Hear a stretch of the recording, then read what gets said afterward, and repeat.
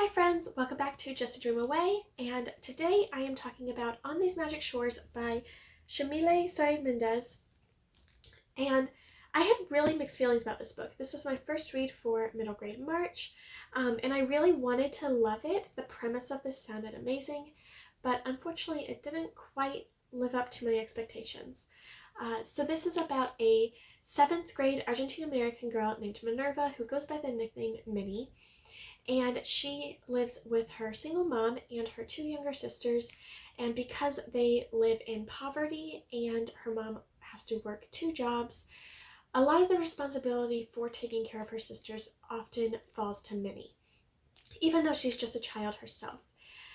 So then one morning when she wakes up, Minnie finds that her mom has not come back from her night shift job, and she doesn't know where she is or what happened, and why she hasn't come home.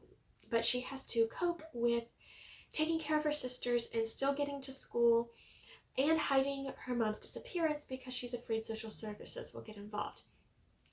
And she has also been cast in the middle school production of Peter Pan, but she objects to the stereotypes of Indigenous peoples in the play and challenges that at her school. So all of that sounded amazing and like something I would absolutely love. But a lot of this just didn't come together well for me. I really appreciated the ideas and what the author was trying to do here, but I found the execution somewhat lacking. I think the biggest thing was that one of her younger sisters is named Dakota, and while this is tackling the stereotypes and the racism in Peter Pan, it felt kind of hypocritical to me that there's also a character named after a native nation, the Dakota Sioux. Opinions differ on whether it's ever appropriate for a non-native kid to have a name from a native culture or language or be named after a native nation. Some people find it just kind of weird. Other people do think it's harmful and an example of cultural appropriation. For me personally, because I am native, I am Chowan Hakanataway, I just can't imagine ever being comfortable calling someone after my own native nation, like calling someone by their name, but their name be part of my identity and refer to my culture and my community. That would make me very uncomfortable. I would not be okay with that ever. So I don't like it personally, and I didn't like how a character's named Dakota, but they're addressing anti-native racism in this. It felt awkward and, like I said, kind of hypocritical. But besides that, there were a lot of different parts of this that I just didn't think were explained well or didn't really make sense, or seemed kind of unresolved. I think the biggest thing is that Minnie is convinced she needs to be cast as Wendy Darling in the school play because historically at her school, whoever plays Wendy is then elected to student body president. And Minnie sees this as the first step in achieving her dream and her goal of becoming the first Latina president of the United States. But Minnie is so mature for her age in every other way. She's a very mature character because of the responsibilities she's had to take on at such a young age.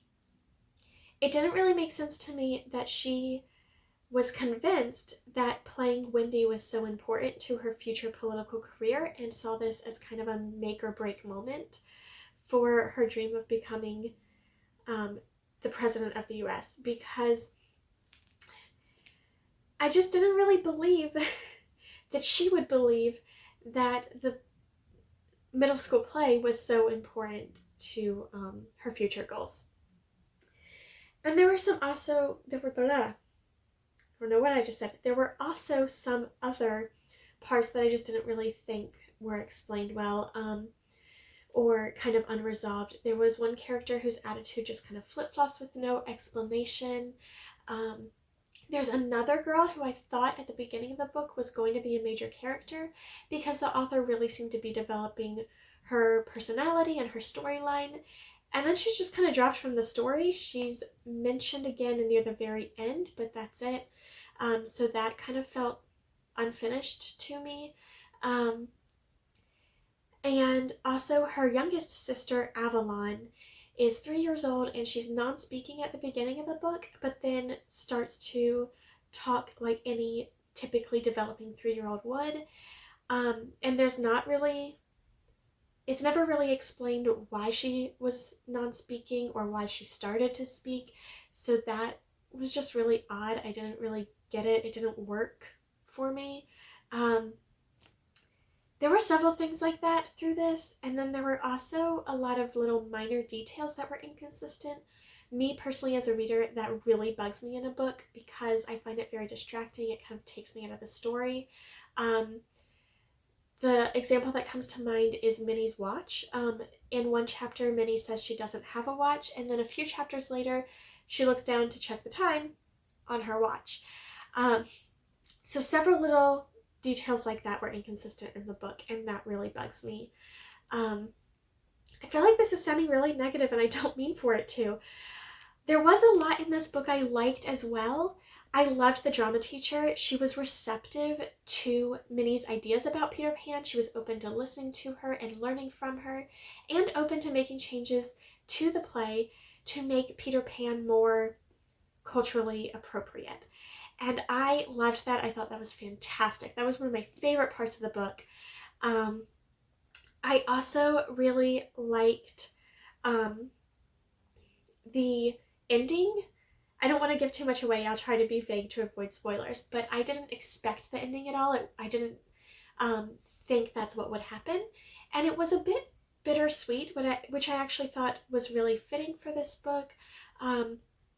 And I really liked the ending a lot. It just, there were some other things that I felt like were still loose ends, but the kind of main ending I did like, and I didn't see it coming. I didn't expect it, so I liked that too.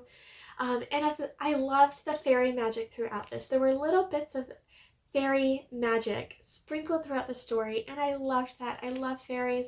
I do believe in fairies. And I thought that was really magical. I really liked how the author kind of included and blended the more English version of fairies like Tinkerbell and Peter Pan with fairies from Argentinian folklore. I thought that was such a special, unique touch, and I loved that about this book as well. So there was a lot I really liked here. There was just also a lot that I didn't think was well done or didn't really like. So overall, this was definitely worth the read to me. I'm still glad I read it, but it's not a new favorite, that's for sure. So if you've read this book, I'd love to know your thoughts on it. I'd love to hear other opinions and see what you thought. Or if you plan to read it now, let me know in the comments below. I'd love to hear from you. And if you are looking for books to meet the challenges for middle grade March this year, this would fit 2 of the prompts. There are a couple little silhouettes on the cover, so it would fit the silhouette prompt, and obviously it has very strong family themes, so it would fit that challenge as well. And that's it for today. Thanks for watching. That is On These Magic Shores by Yamile Saied Méndez. I hope you liked this kind of book talk review video, and subscribe if you want to see more. So yeah, until next time, TTFN, ta-ta for now.